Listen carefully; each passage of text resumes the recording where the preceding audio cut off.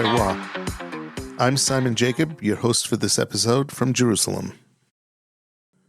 Before we get started, no matter where you are, please take a moment to pray for the safe return home of all our soldiers and the full return of all the remains of our hostages. If you're driving in your car, please focus on the road ahead. If you're relaxing at home, please open a delicious bottle of kosher wine and pour a glass, sit back, and relax. Today's conversation is with someone who represents the next chapter of the kosher wine story. Gideon Marcus was born and raised on Manhattan's West Side in a family that loved wine around the Shabbat table. A post-college trip with his friend led him almost by accident into California's vineyards, to Covenant Winery and into the deep end of hands-on winemaking. From there, he didn't just fall in love with wine. He chose it as a way to build a life in Israel. In this episode, you'll hear how a 23-year-old Oleh is stitching together three big journeys at once: Aliyah, professional winemaking, and the ongoing education of his palate and mind. We talk about working harvest at Covenant, learning from people like Jeff Morgan, Jonathan Heju, and Sagie Kleinlehrer, then bringing that experience to Israel, to Shiloh Winery with celebrated winemaker Amichai Luria, and then to the Negev with visionary winemaker Yaakov Oria. We also get into deeper questions. What does it mean to make wine in a desert that swings from scorching days to cold nights? How do science, data, and intuition actually dance together in the cellar? And how does it feel to return to Israel after October 7th and try to build a future here? One vintage at a time in a country that has clearly changed. It's a conversation about terroir, yes, soil, climate, vineyards, but also about identity, risk, and the courage to start early and aim high. Pour yourself something you love and join me in my car as I sit down with winemaker in the making, Oleh, and all-around thoughtful human being, Gideon, or Gideon Marcus. Tell me, how do you pronounce your name? Gideon or Gideon? So when I introduce myself in English, Yes. say, hi, my name is Gideon. But in Hebrew, I say, Shalom, call me Gideon. Call you? Gideon. Gideon. Okay. But really, I go by both 50-50. And at this point, I don't even know who calls me what. It's pretty ubiquitous, so it's fine. So, Whichever is... No, it's Gideon is great. My name is Simon Jacob, so inevitably people call me Jacob Simon, or it's actually Solomon Simon Jacob. Mm-hmm. So take your pick. I answer to all of the names because inevitably somebody will call me by one of them, but, typically not in the right order. So... Yeah, and usually in the non-Jewish world, people sometimes think my name is Marcus Gideon. Okay, that's... But it's not so often, once in a while.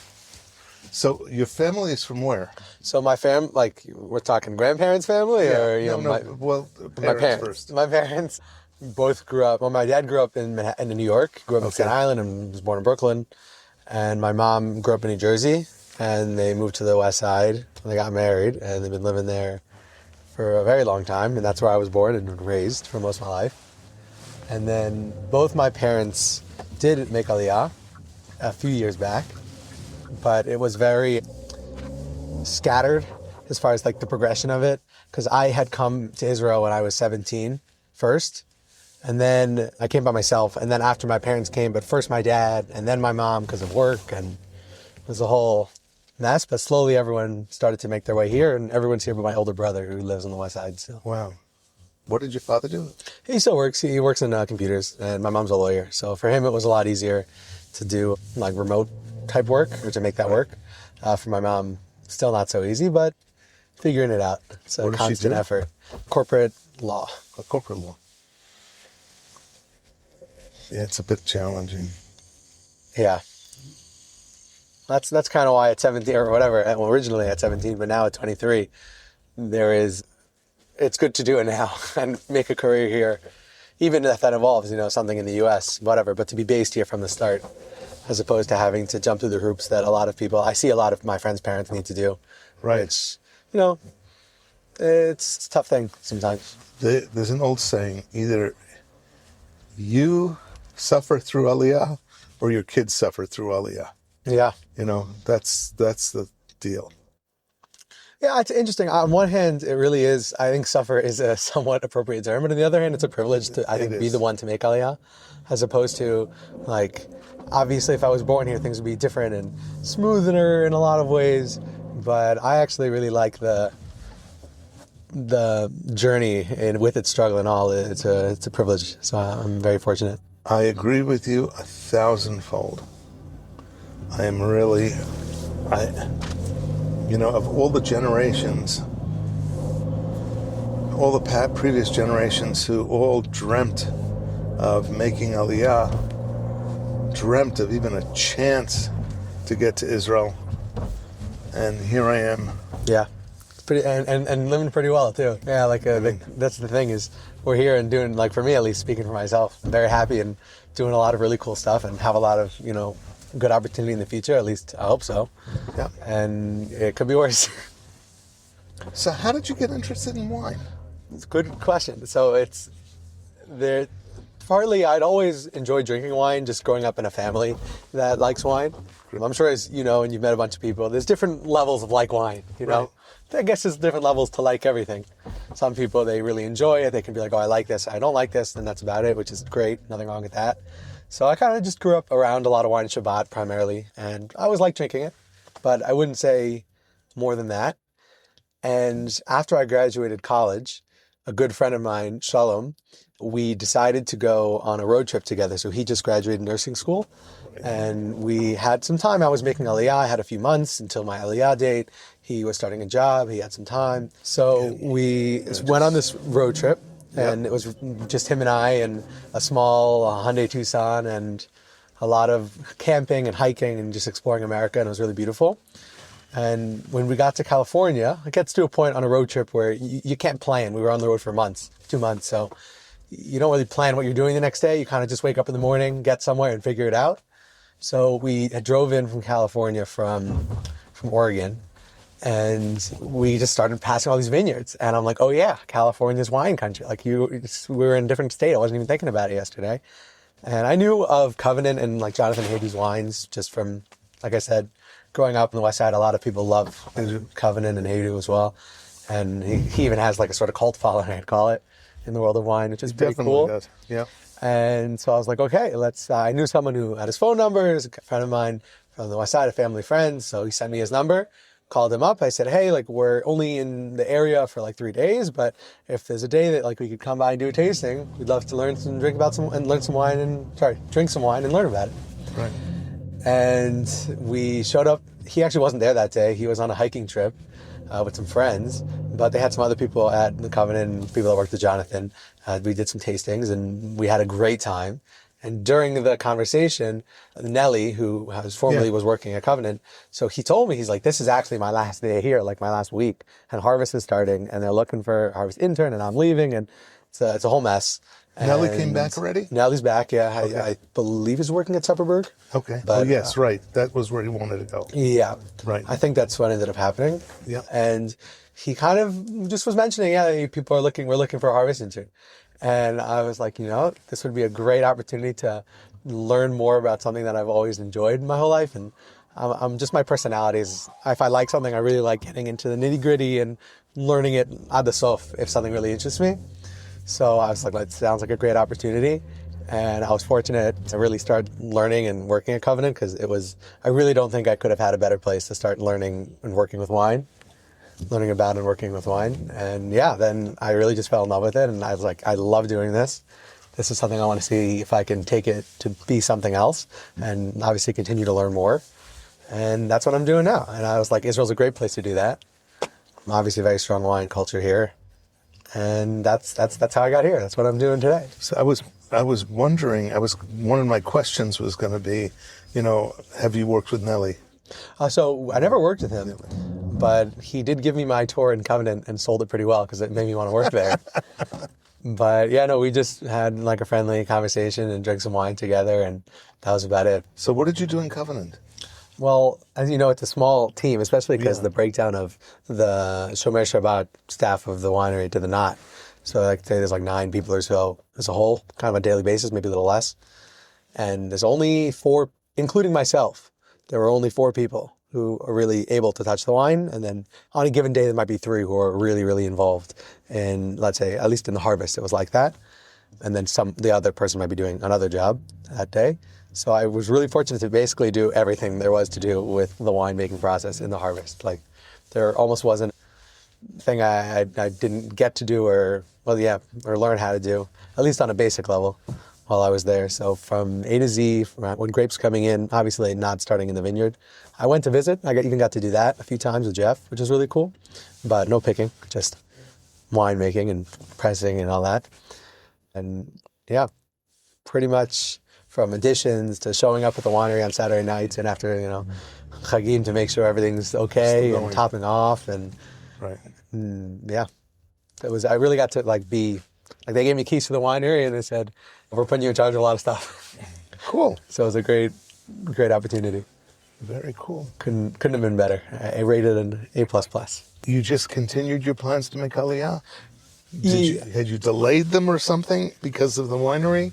Or you hadn't made a decision to make Aliyah until after you started at Covenant? So I did actually delay them for about a month, I think it was. Okay. I planned to make Aliyah, I don't remember exactly what the dates were, but about a month or 2 before I started, pretty much right when I would have finished my trip.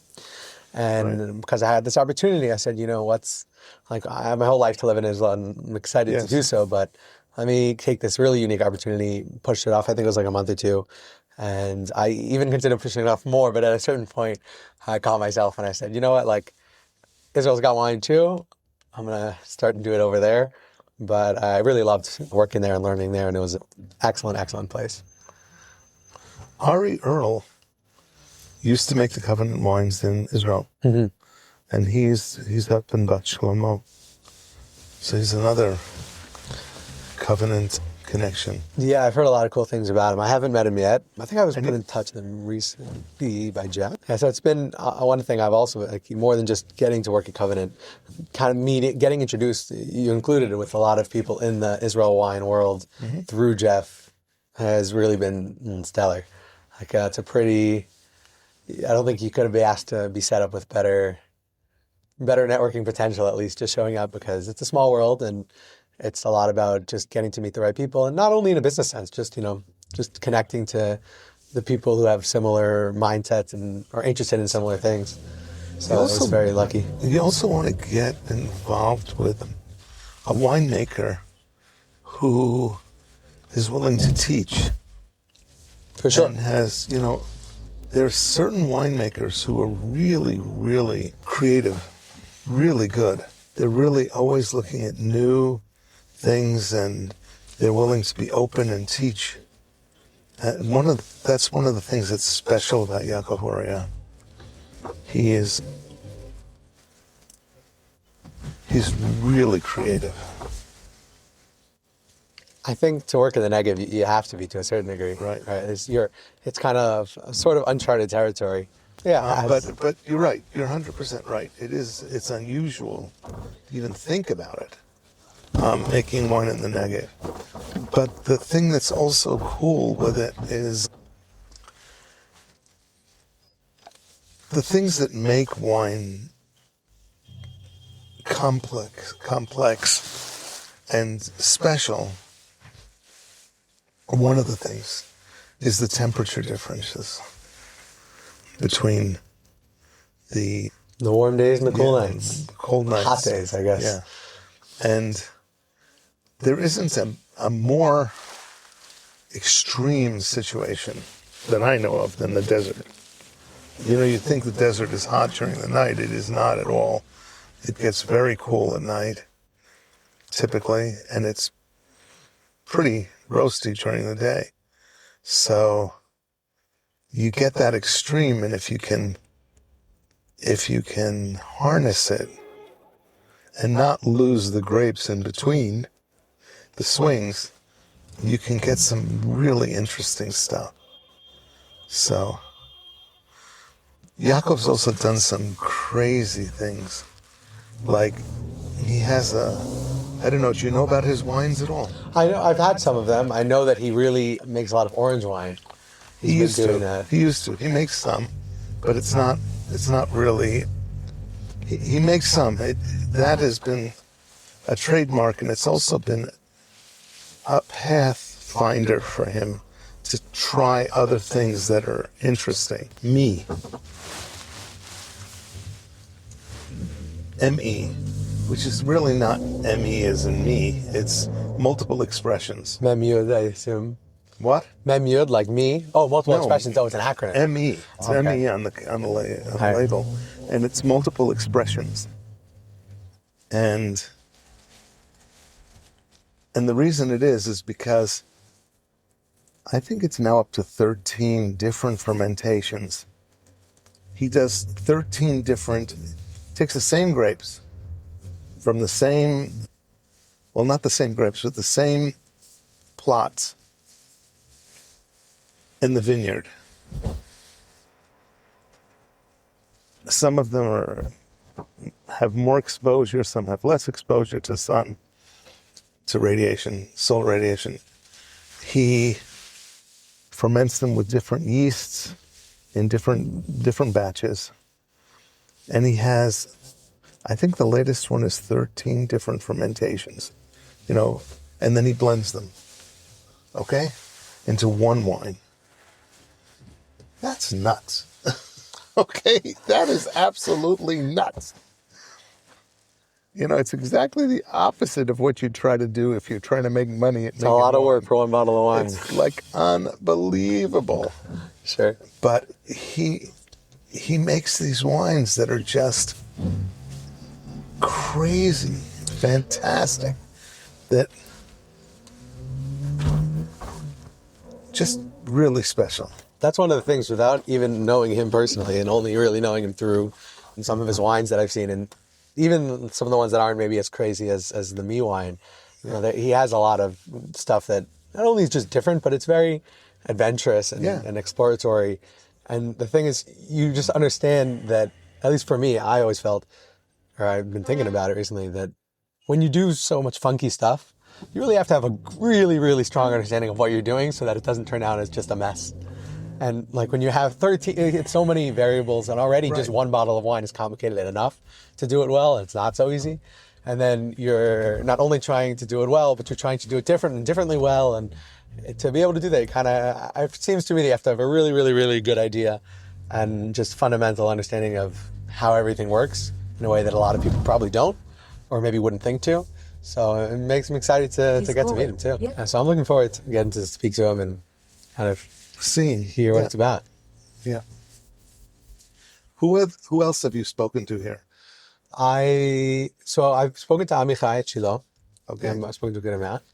From as far as not too much else. I've had contact with, like, meaning just email back and forth with a few other people, with Asaf Paz, with Eran at Tzora. Eran Pick, I believe, is him. Yeah. At Syrah. Yeah. And besides that, I'm really just got it pretty recently. So still making connections, meeting people, learning a lot. That's really cool. Well, yeah. Really awesome. I also find that when you have people who, at least so far I found, I should say, generally, people who are interested in anything, but wine, I guess in this case, is the medium, in such a way that they are putting, it's not just about money, they're putting time, care, thought, education, just their heart into it, that they really tend to be good and interesting people that have a lot more to offer than just like a bottle at a table, whatever they're bringing. So I find that just a lot of people I've met have been really spectacular, and they have like certain shared qualities. So that's really been fun. It really is special. It really is special. So Yerucham is an interesting place as well. So for me, actually, I really think that's quite cool because I love the south of Israel at this point in my life. And that's kind of why I'm really running after a lot of these things now. Like, I'm not married. I'm not going out with anybody. I'm not looking right now to go out with anybody. And I can do something like, hey, I'm going to move down south and live in what I believe to be the most beautiful place in this country. I mean, Yerucham, not necessarily the city, Yerucham but is amazing. The area surrounding it as well. I'll tell you something. Yerucham is amazing. I actually don't. I really haven't. Maybe I visited the city once, passing through on a hike or something. Driving to a hike. But it is a really amazing, friendly, special community. So tell me, what interests you about wine? What have you tasted have you found any wineries here in Israel that you like?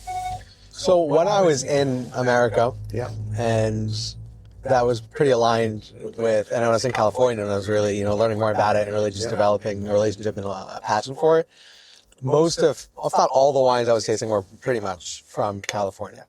I also think that when I knew, I had lived in Israel for a little bit in Yeshiva, and Where did you study Yeshiva? I went to Yeshiva in Manhattan, in the Hez Yeshiva over there. Okay, so that's great. And then I also studied at Tel Aviv University for 2 years. Okay.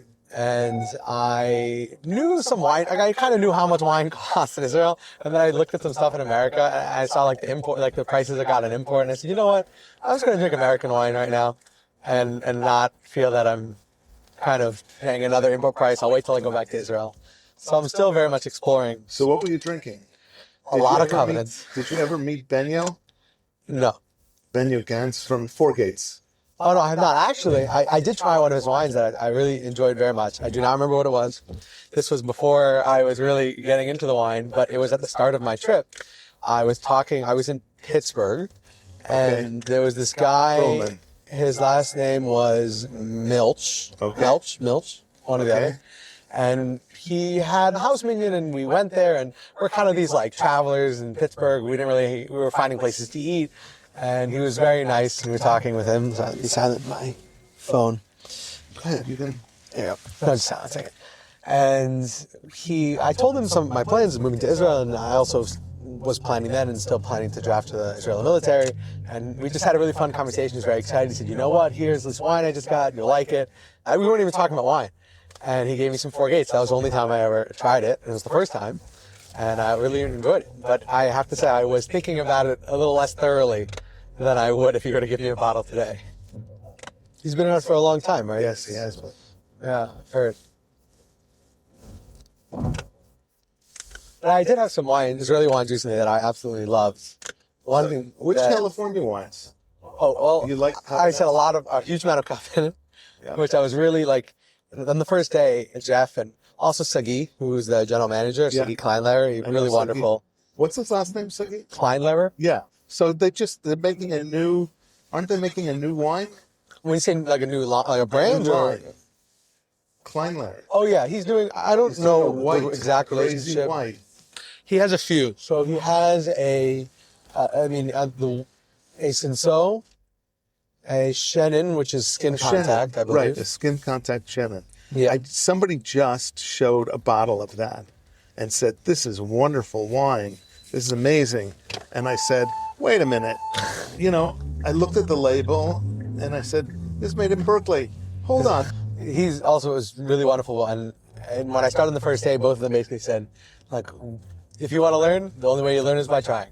Right. Or at least one of the main ways. Yeah. And it is. So I really obviously the wines, well, not even just the wine, from when we were pressing juice, I used to do this quite regularly, and it was so cool to be able to do this. I would take a glass of the juice coming out. Yeah. So I remember the first grape we processed, I'm trying to remember what it was. Wasn't Roussan? I believe it was Chardonnay or Sauvignon Blanc. No, it was Viognier. That's what it was. It was Viognier, which has become specifically Covenant's Viognier in the more recent vintages. What I was drinking when I was there. I fell in love with that wine. I really, really. I don't know if it was just because it was one of the first ones that I got to work with, but I really love the grape. I fell in love with their Israeli Viognier. I did have one. I sat down with Jeff right before I left, and we opened up an older bottle. Yeah. That aged a little bit, and it was quite nice. But as far as so far, when it comes with whites, I'd say I'm still trying to figure out and understand aged whites. Okay. Because I haven't drunk that many that are older than, let's say, like 5 years, 6 Yeah. years. Had one 12, 13-year-old Chardonnay it was quite good. But I consistently find, at least what I've drunk so far, that I enjoy, when it comes to white wine, I enjoy more the way it tastes younger. Like there is, obviously it is pretty clear what is changing. Like you can say, oh, this is definitely older and it has like more nuttier and like less fruity aromas and smells. But I just tend to really enjoy the newer wines so far.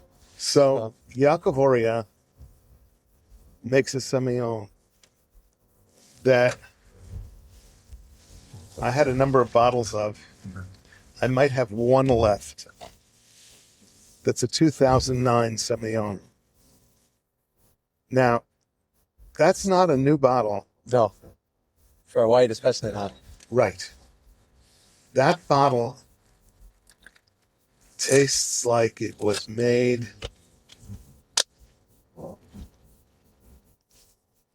a month ago. That's cool. It's the crispest, freshest, most incredible Semillon that I've ever tasted. It really, there's certain bottles of wine that you cut your teeth on in your life, and that end up being like ingrained in your memory. There's something going on. Yeah. The Covenant Viognier from Israel was just mind-boggling to me. It was so delicious. But it also took a while, when he made it actually, when it was freshly made, it wasn't anywhere near as exciting as it was after 6 months or a year. So there are a number of Italian wines that are like that as well. There was an Italian wine that I once got from Yossi Horowitz, produced it, and I tasted it, and it tasted like water. It had no body, no nothing. It was terrible. And I remember getting this, and I bought like 2 cases of it, and I said, oh God, who am I going to pawn this off on? Because, whatever. So I put it in the corner of my cellar, and I just left it. About a year later, my son came. I was in Israel, and my son came to our house, and he often raided the cellar. And he said, I have a rule. If you come to the cellar, as long as I don't have just one bottle left, take whatever you want. It's very generous. So yeah, it was good. And he took this bottle of wine, and he said, this is the most incredible white wine I've ever tasted in my life. So I said, what is it? And he told me the Greco de Tufo. And I said, Greco de Tufo? That's like, it was garbage. It was like water, you can have it all. He goes, Abba, you better taste this again, because you're giving away something that you don't want to be giving away. That's awesome. And when I got back to America, I took out a bottle and I chilled it a little bit, and it was fantastic. Absolutely fantastic. And it just blew me away. So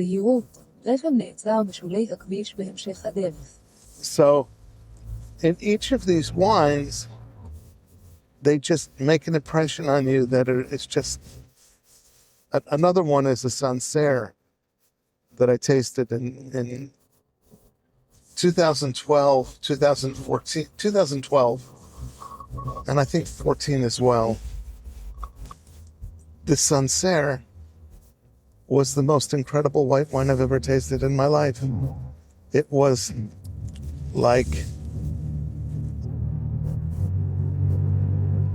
like oriental fruit, like lychees and rambutans and all sorts of these very kumquats, loquats.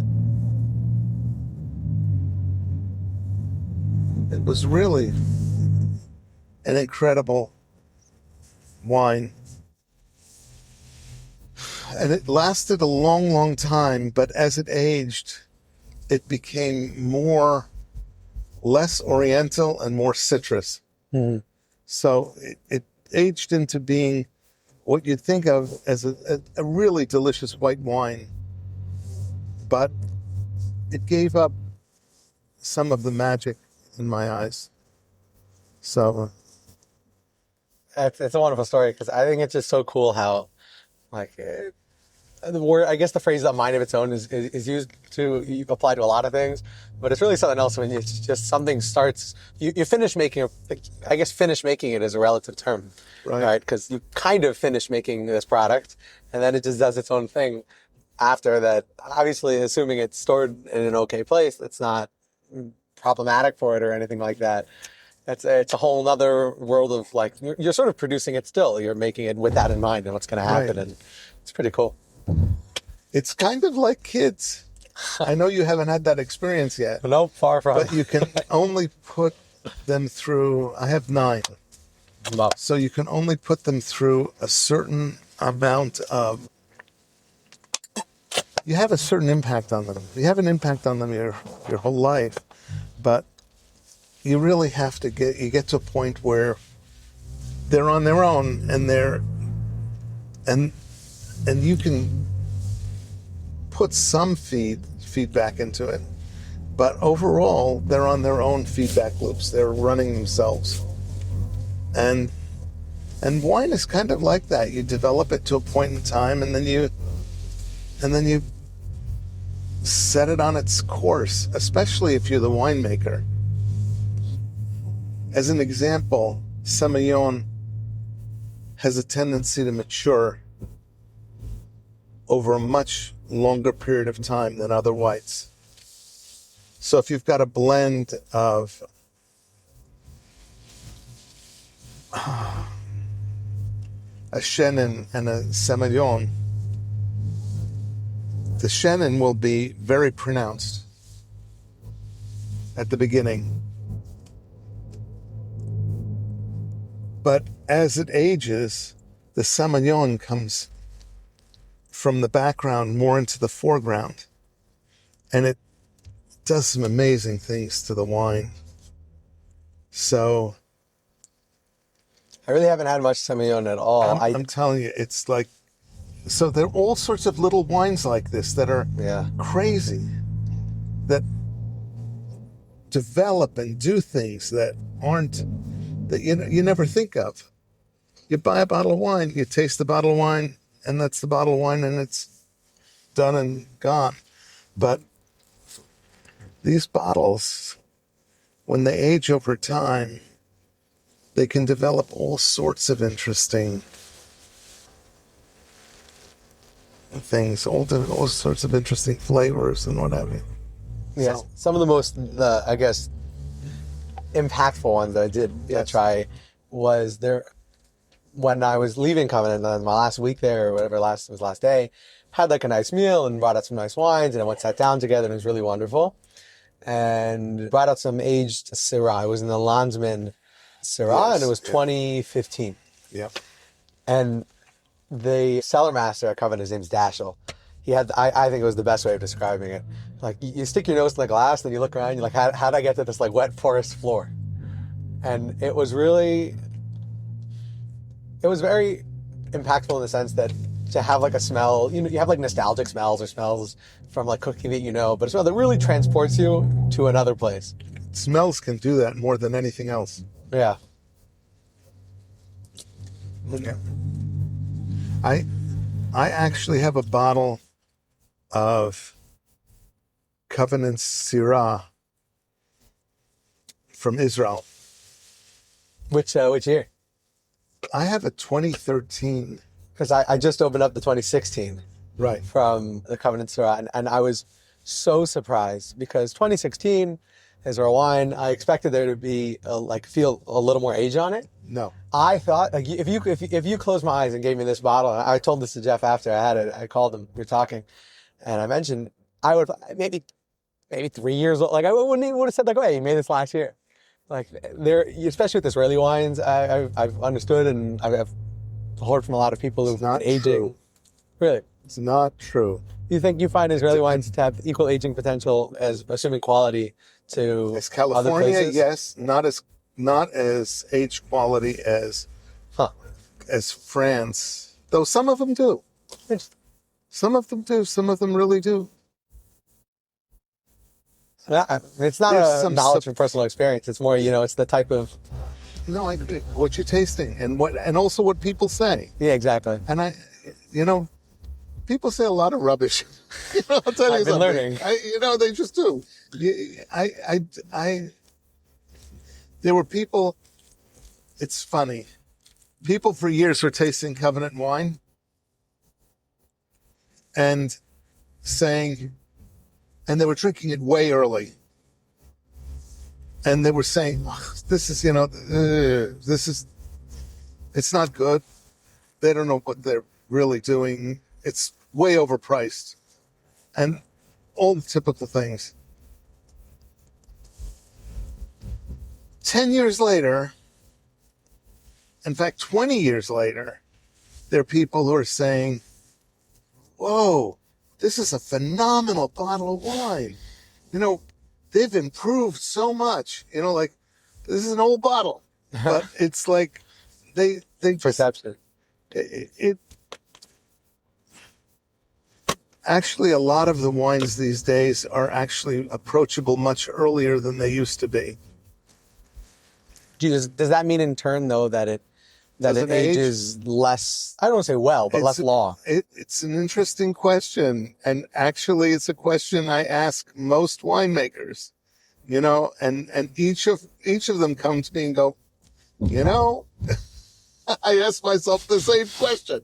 I drink this bottle and it's so good now. And does that mean I've given up on the future?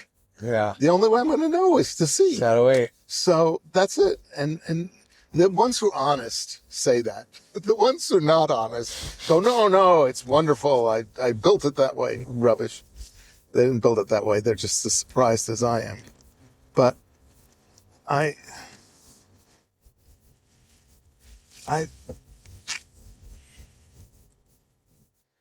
That was my first experience ever with like an older wine that tasted that I really, and it was not 5 years, 10 years on the bottle, 2016, yes, 10 years. Really it was wonderful. On one hand, it was really cool that I got to open it and try something that I could age another 10 years and no problem. I'll give you a bottle. But on the other hand, I was a little sad that I drank it. We need to taste the bottle of the 2016. That was the 2016? That was the 2016, okay. yeah. So I have really a 2014 Syrah. I also have one bottle of 2013 Syrah left. Mm-hmm. And Jeff doesn't even have that bottle. Maybe not. No, they don't. They don't Really? have any more of it. Yeah, I know. And because it has the Israel map, full map on it. Instead of just the corner. Yeah, I heard about that story. Yeah. It's a pity because okay. The first time I really met Jeff, I'd seen him before and what have you, but I met him with a friend of mine, Jay Buxbaum, who works for Royal, and has worked for Royal for ages. And he's a close friend with Jeff. And Jeff came into New York and the three of us went to dinner. And I said, Jeff, I love your stuff. I was actually a member of Covenant's Club, but I was really Israeli focused. I wanted to make Aliyah. I wanted to move. I wanted to focus on Israeli wines. And I said to him, I love your wine, Jeff, but I want to tell you, I'm really focusing on Israeli wines from now on. I'm sorry. Don't be upset, but I'm going to focus on Israeli wines. And so we're at dinner across from each other with Jay. And he says, oh, you're going to focus on Israeli wines? I said, yeah. So I said, okay. So he had this legal briefcase, one of these things that opens at the top like a clamshell. Yeah. And he opens up this briefcase and he holds it from the top and pulls this bottle out of the 2013 Syrah from Israel with the Israeli map on it. And I said, is that what I think it is? He goes, yes. Covenant is now manufacturing wine in Israel. And I started to cry. I still choke up when I even think about it these days. I started to cry because I said, I can't believe it. That's awesome. And we tasted it, and it was really new bottle. And he just made it. And it was delicious. Said, you can make some good wines in Israel. Some excellent. I didn't know that. He didn't know it either. He said, there's some amazing places. Terroir. There's some amazing, amazing vineyards that are available in Israel. So, whatever. Jeff, when we were talking about like him, I mean, just hearing, first of all, his whole kind of journey with Judaism and wine, really cool. And it's cool to hear him talk about it, because I think every time he talks about it, similar to the way, like you're saying, you're very, like you have a lot of emotion come up in a story like that too. every single time. And I've heard him say, like, I've only been there for 2 months. I think I said it 10 times, and it was amazing every time. I really just loved talking to him about it. But yeah, I remember he was saying when he came to the Golan, he was like, this is like California. He's like, this is really great here. Like, it's unbelievable. Yeah. It gets the same types of exposure. But so as you get to know wine in Israel, and even as the winemakers get to know wine in Israel, they start to discover different things. Like everybody thought that the only real place to grow wine was up in the mountains, okay? Because you get that diurnal change in temperatures. What's happened recently now is in the Judean Hills, they found an interesting thing. There's an area called Gideon. Okay. That a lot of the high-end Judean Hills winemakers are suddenly planting vineyards. And they're actually in the valleys. So how does that work? Yeah, it's counterintuitive. Yeah. Well, what they found was that where the vineyards are facing south, you get a lot of solar radiation, you get a lot of heat, but also at night, because it's a valley, you get it shaded by other hills. But because it's in the morning or in the night, the cold air runs down the riverbeds, the stream beds, from the top of the hills down into the valleys. And it chills all the vineyards. It's like AC blowing in it. And it comes down and it chills the vineyards. And it's really cool. We're talking about like whites that age that kind of still have a very young smell and flavor to them. I was with my grandparents. They came to visit for the first time in a long time recently. And it was, we were at King David, and we went to eat some food there, and they had some by the glass menu. Yeah. And they had a Vitkin 2021 Riesling. Yeah. And a similar type of experience. Obviously not as old, not 10 years old, but similar type of thing that as I drank it, I actually went to check, because on the menu of the wine said 2021 by the glass. I went to look, I was like, they gave me a new one or whatever. No. It was really, really excellent. Rieslings age beautifully. Yeah. And actually I had some 2015 Rieslings from Asaf, and just his Rieslings are awesome. These new ones are crazy because usually it takes Riesling. Rieslings have this kind of pronounced petrol taste after they age for a while. And it really is pronounced. So I was just with Asaf a couple of weeks, 3 weeks ago, because I was in America for almost 2 weeks. But his new Riesling is phenomenal. It's not really new, it's a couple of years old. He won't release stuff unless he feels that it's ready to release. Yeah, that's a tough thing to do, especially just like financially speaking. You know, basically just have to sit on it. His bankers don't love him. I can imagine. It does. If I were to guess, there's a pretty strong correlation between very great and committed winemakers and dislike from financial institutions. Right. Actually, I went to visit Maya Kaimas in Mount Veeder with David, who makes the wine there. David Edelman, I believe his last name is. Yeah. Yeah, Edelman. So he started working with Jonathan, and he still comes by, and I think he produces the wine. It's under the label Otter and Fox. He still produces at the Covenant facility. It's a kosher? Yeah. Cool. I mean, I made it, so I hope I don't know if someone else touched it, but I believe it's kosher. It's his own label. Yeah. But that's how I got to know him, because he used to come by once in a while to say hi to Jonathan and whatever. So he invited me to come up to my comments and see what they got going there. And they also do a lot of, one big thing they spoke about was, they referred to it as heads up aging, where they're holding on to, unclear if it was always in bottle or just in barrel.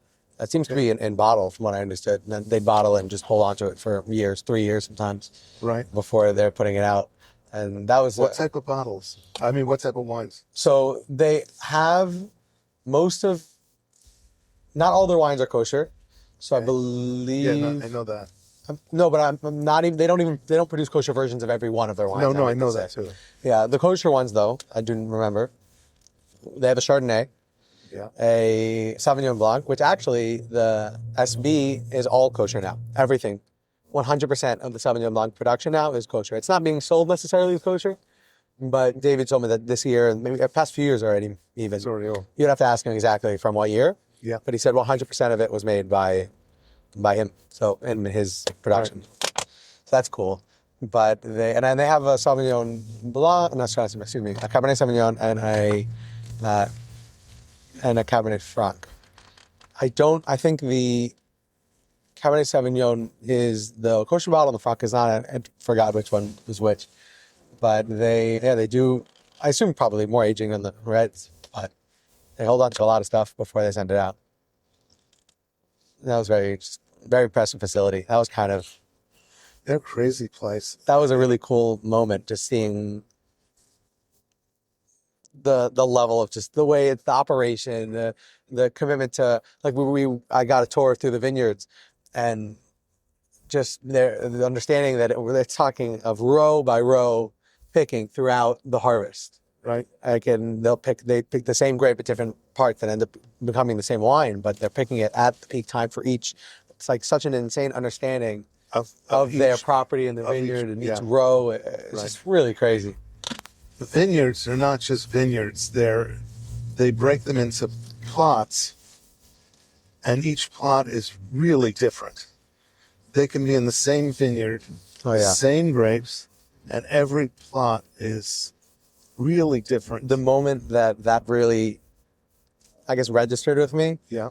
Because you hear things, and there's moments where you really understand it, at least to some degree. I can't say I really understand it, but I start to understand it, maybe is the better way to say it. Chef and I were walking through a vineyard in Dry Creek Valley.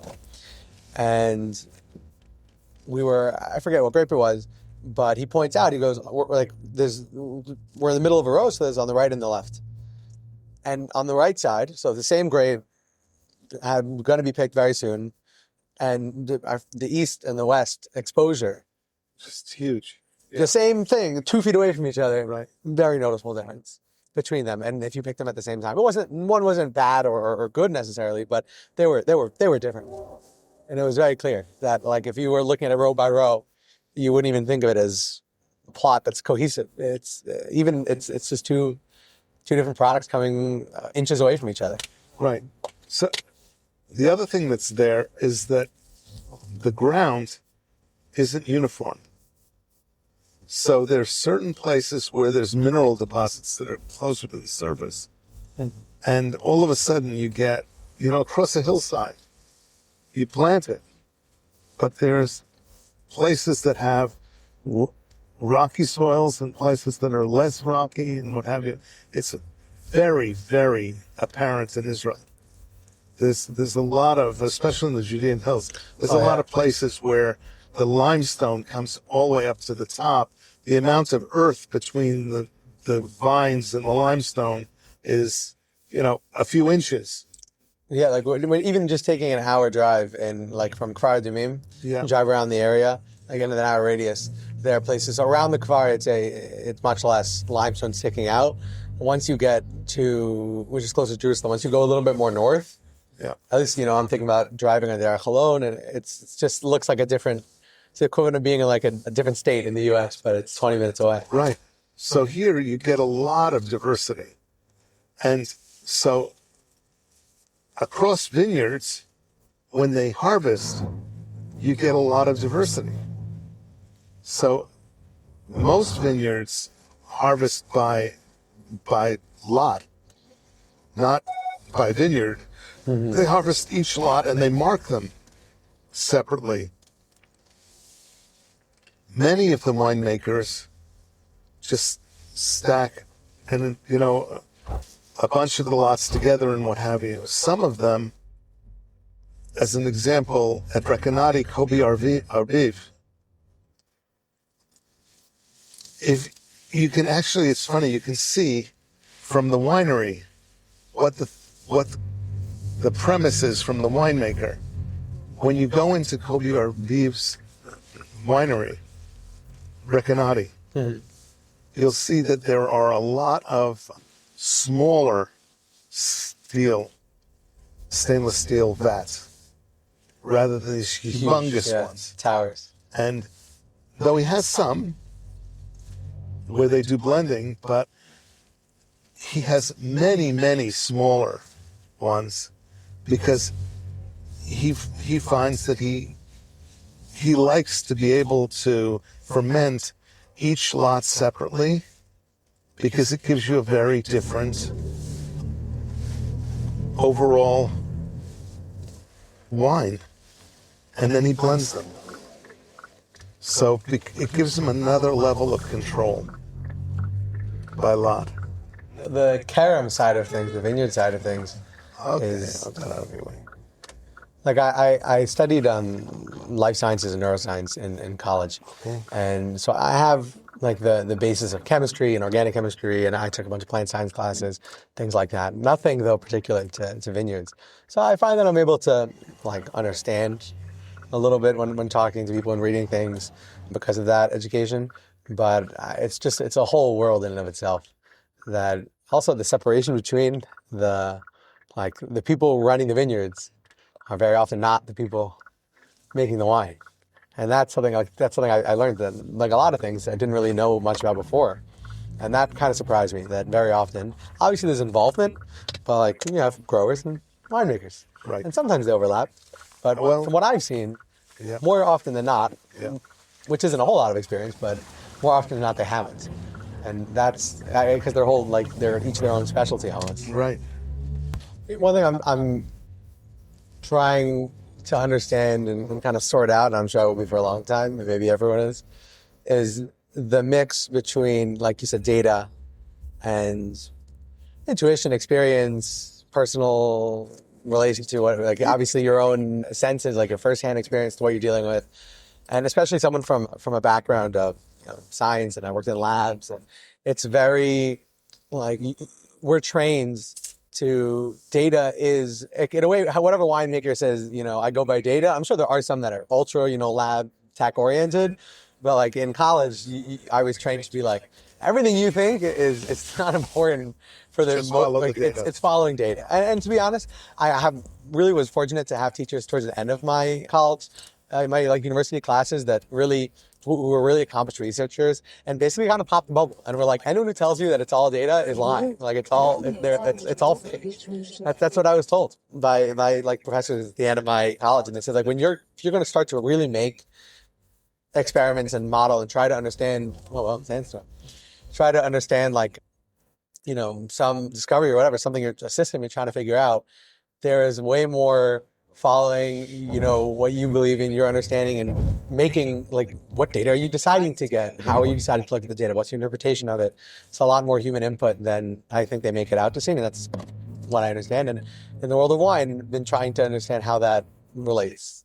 Like, where is, how concrete are certain of the ideas of what data does, or what, a certain X parameter means for the implication in wine.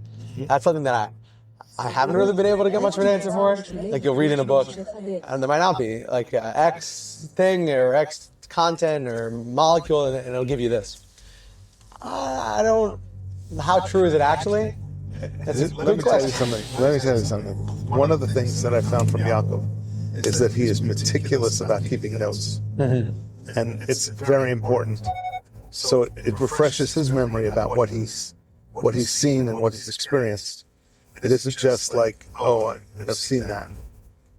He needs to refresh his mind because there is so much that you can do in wine. It is so complicated, the things that you can do. The variables. If you blend grapes together at the beginning of fermentation, for the fermentation period, or you blend grapes,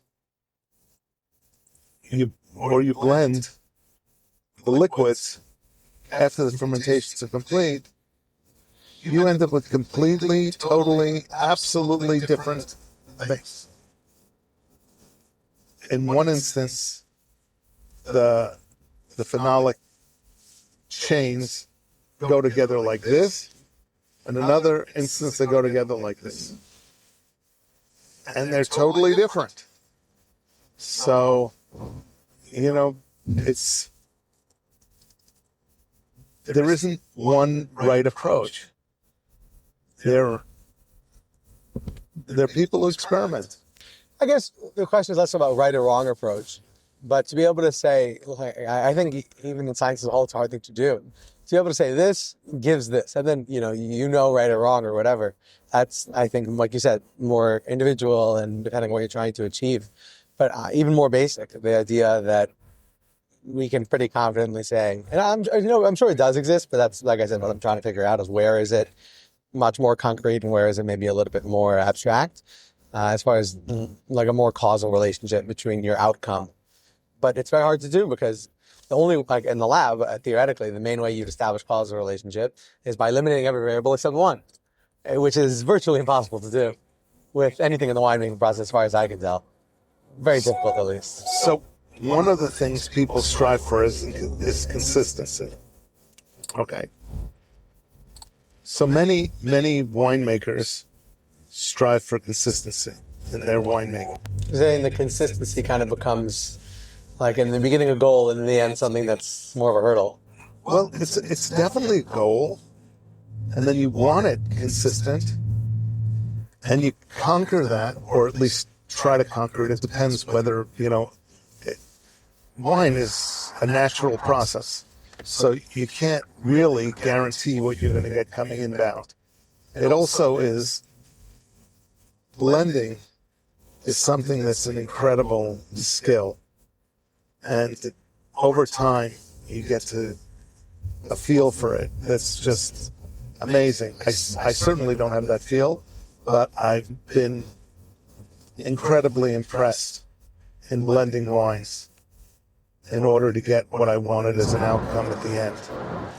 Yeah, it's been an intense time. I left Israel. Well, I was here for 2 years in college in Tel Aviv University, and I went to finish university in the United States. And I left right before October 7th. And then when I made Aliyah and I came back, kind of, it's not over by any means, but, kind of looking, it ended in a certain way. Right. And it's a very weird experience. Like, I feel like I missed something very important that happened here, which I guess I did. But I live here now, so it's a little strange. I like to come back to a country that changed in a lot of ways. It did. It really, really did. It's very noticeable as well.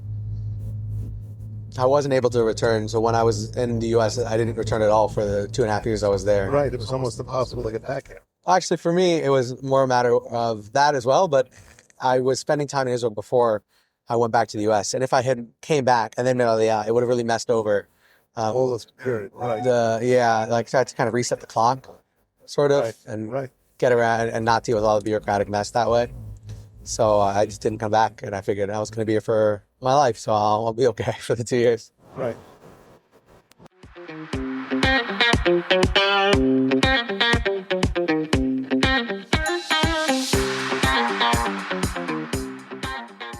This is Simon Jacob again, your host of today's episode of the Kosher Terroir. Please subscribe via your podcast provider to be informed of our new episodes as they are released. If you're new to the Kosher Terroir, please check out our many past episodes.